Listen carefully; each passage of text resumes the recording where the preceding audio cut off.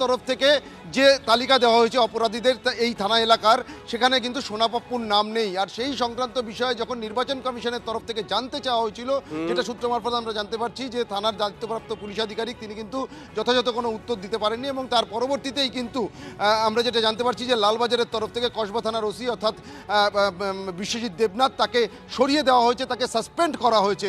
অর্থাৎ কোথাও গিয়ে কর্তব্যের গাফিলতি বা যথাযথভাবে পালন না করা, সেই অভিযোগেই কিন্তু এবার কসবা থানার দায়িত্বপ্রাপ্ত ওসি বিশ্বজিৎ দেবনাথ তাকে সরিয়ে দেওয়া হলো। এবং এর আগে আমরা যেটা দেখেছি যে গতকালই কিন্তু নির্বাচন কমিশনের তরফ থেকে ভবানীপুরে শুভেন্দু অধিকারীর মনোনয়ন পর্বে যে অশান্তির ঘটনা, সেই ঘটনাতে একজন ডিসি পদমর্যাদার অফিসার সহ 4 জনকে সাসপেন্ড করা হয়েছিল। এমনকি গতকাল রাতে আমরা যেটা দেখলাম যে নির্বাচন কমিশনের বাইরে গত কয়েকদিন ধরে যে দফায় দফায় অশান্তি ঘটেছিল, সেই ঘটনাতে হেয়ার স্ট্রিট থানার যিনি দায়িত্বপ্রাপ্ত ওসি ছিলেন তাকেও কিন্তু নির্বাচন কমিশনের তরফ থেকে একটা বিষয় পরিষ্কার যে কমিশন কড়া মনোভাব পোষণ করেছে, কিন্তু আবারও সেই একই প্রশ্ন, যখন কমিশনের তরফ থেকে প্রত্যেকটা থানাকে বলা হয়েছে যে আপনার এলাকায় যারা যারা থাকে যে অপরাধীরা একটা তালিকা তৈরি করে জমা দিন, সেই তালিকায় মানে যে তালিকা কসবা থানার তরফ থেকে করা হয়েছিল সেই তালিকায় অপরাধীদের জায়গায় নাম নেই সোনাপাপ্পুর। কেন নাম নেই? সূত্র বলছে ওসিকে এই প্রশ্ন করায়, নির্বাচন কমিশন যখন ওসিকে এই প্রশ্ন করে তখন ওসি সঠিক জবাব দিতে পারেনি, আর তারপরেই তাকে সাসপেন্ড করা হয়েছে কসবা থানার ওসি বিশ্বজিৎ দেবনাথকে।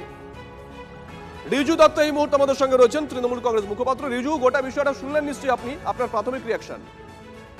আমার প্রাথমিক রিয়াকশন হচ্ছে দুটো। একটা হচ্ছে যে কেউ সে পুলিশের উর্দি পরে বা পুলিশের উর্দি ছাড়া কেউ যদি আইন বিরোধী কাজ করে তার বিরুদ্ধে আইনি পদক্ষেপ হবে, এটা নিয়ে আলাদা কিছু বলার নেই। কিন্তু ইলেকশন কমিশন বা বিজেপি যদি ধোয়া তুলসী পাতা সাজে সেটাও মেনে নেওয়া যায় না।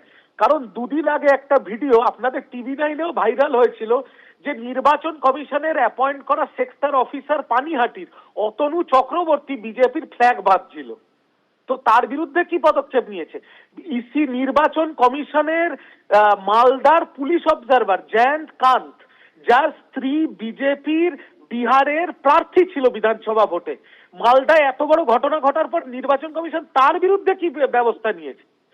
মানে আপনি কমিশনের ব্যবস্থা নিয়ে প্রশ্ন তুলছেন, খুব ভালো কথা, কিন্তু আমার প্রশ্নটা অন্য জায়গায়। আমার প্রশ্ন হচ্ছে প্রত্যেকটা থানা, এটা যে কোনো, রিজু আপনি দীর্ঘদিনের রাজনীতি করছেন, যে কোনো নির্বাচনের আগে নির্বাচন কমিশনের তরফ থেকে নির্দেশ থাকে প্রত্যেকটা থানায় যারা অপরাধী মানে এর আগে অপরাধের রেকর্ড রয়েছে তাদের একটা তালিকা তৈরি করতে। সেই তালিকায় সোনাপাপ্পুর নাম কেন ওসি রাখেননি?